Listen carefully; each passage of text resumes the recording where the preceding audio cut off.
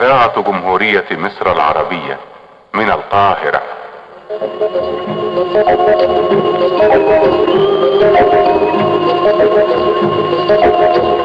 من حديقة الشعر والكلمات أقدم لكم قطرات الندى،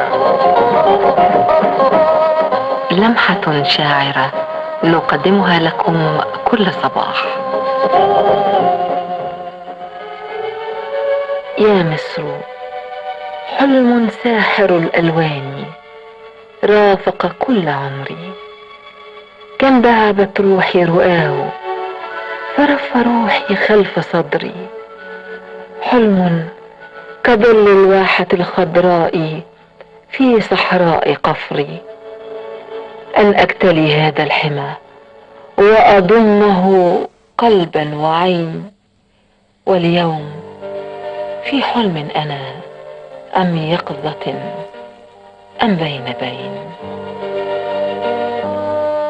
صدحت بقلبي إذ وطئت تراكي أنغام سواحر، فكأنما في قلبي المأخوذ غنى 1000 طائر، وغرقت في أمواج إحساس بعيد الغور ثائر.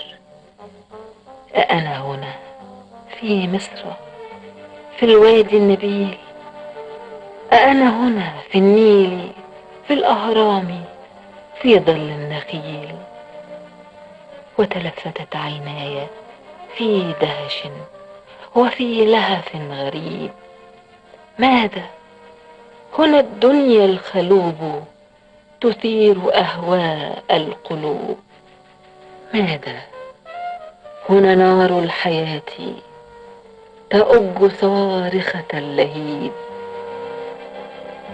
في كل مجل فتنة رقصت وسحر مد ظله. ماذا؟ أمصر أم رؤى أسطورة من 1000 ليلة؟ كيف اتجهت تجاوب وصدى لموسيقى الوجود، في النيل يعزف لحنه الأبدي للشط السعيد، في وشوشات النسمة المعطار، في النخل الميود، حتى النجوم هنا أحس لهن ألحانا شجية، حتى السحاب إخاله تحدوه موسيقى خفية.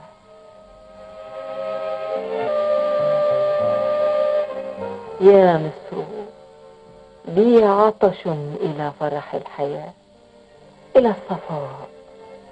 يا مصر، نحن هناك أموات بمقبرة الشقاء، لا يطمئن بنا قرار، لا يعانقنا رجاء. شعر فدوى وقام. قطرات الندى، سلوان محمود.